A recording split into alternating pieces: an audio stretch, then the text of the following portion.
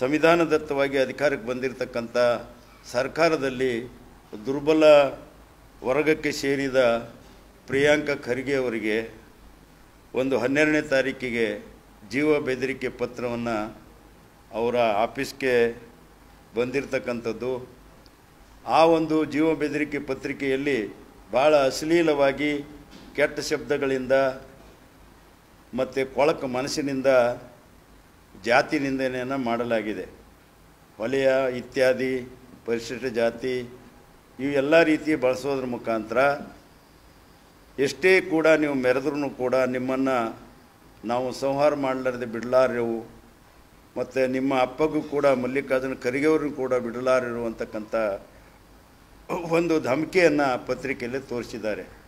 ಅದರ ಜೊತೆಗೇ ಈ ರಾಜ್ಯದ ಪ್ರಗತಿಪರರು ಮತ್ತು ಜಾತ್ಯತೀತಕ್ಕೆ ಇನ್ನೊಂದು ಹೆಸರಾಗಿರ್ತಕ್ಕಂಥ ಸಿದ್ದರಾಮಯ್ಯನವರು ಅಂಥ ಮುಖ್ಯಮಂತ್ರಿಗಳು ನಮ್ಮ ಕರ್ನಾಟಕ ಕಂಡಿರ್ತಕ್ಕಂಥ ಮುಖ್ಯಮಂತ್ರಿಗಳಿಗೂ ಕೂಡ ಅವೇಳನಕರವಾಗಿರ್ತಕ್ಕಂಥ ವಿಚಾರಗಳನ್ನು ಮತ್ತು ಪದಗಳನ್ನು ಬಳಸೋದ್ರ ಮುಖಾಂತರ ಆ ಪತ್ರಿಕೆ ಯಾರು ಬರೆದರು ಅಂತಕ್ಕಂಥದ್ದು 2 ಹೆಸರುಗಳು ಕೂಡ ತೋರಿಸಿದ್ದಾರೆ. ಮತ್ತು 13ನೇ ತಾರೀಕಿಗೆ ಈ ಒಂದು ವಿಧಾನಸೌಧದಲ್ಲಿರ್ತಕ್ಕಂಥ ಪೊಲೀಸ್ ಠಾಣೆಗೂ ಕೂಡ ಕೇಸ್ ದಾಖಲಾಗಿದೆ. ಆದರೂ ಕೂಡ ಇದು ಬಹಳ ಗಂಭೀರವಾಗಿ ಸರ್ಕಾರ ಮತ್ತು ರಕ್ಷಣೆ ವ್ಯವಸ್ಥೆ ಮಾಡ್ತಕ್ಕಂಥ ಪೊಲೀಸ್ ವ್ಯವಸ್ಥೆ ಇದು ತೆಗೆದುಕೊಂಡಂಗಿಲ್ಲ. ಹಾಗಾಗಿ ಇದು ಗಂಭೀರವಾಗಿ ಪರಿಗಣಿಸಬೇಕು, ಗಂಭೀರವಾಗಿ ತೆಗೆದುಕೊಳ್ಬೇಕು. ಹುಡುಗಾಟಿಕೆ ಅಲ್ಲ. ಹೆಸರು ಅವ್ರದವ್ರು ಬರೀಲಾರ್ದೆ ಇನ್ನೊಬ್ಬರ ಹೆಸರು ಬರಿಬೋದು, ಆದರೆ ಆ ಶಕ್ತಿಗಳು ಮಾತ್ರ ಇದ್ದದಂತೂ ನಿಜ.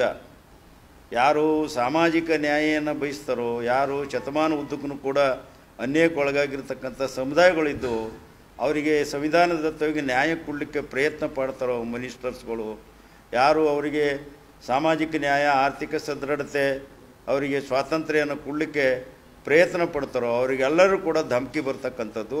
ಇದು ಒಂಥರ ನಮ್ಮ ದೇಶದ ಪ್ರಜಾಪ್ರಭುತ್ವ ವ್ಯವಸ್ಥೆಗೆ ಮತ್ತು ಜನತಾಂತ್ರಿಕ ವ್ಯವಸ್ಥೆಗೆ ಒಂದು ಧಮಕಿ ಕೊಟ್ಟಿರ್ತಕ್ಕಂಥ ಒಂದು ವಿಚಾರ ಆಗಿದೆ ಇದು.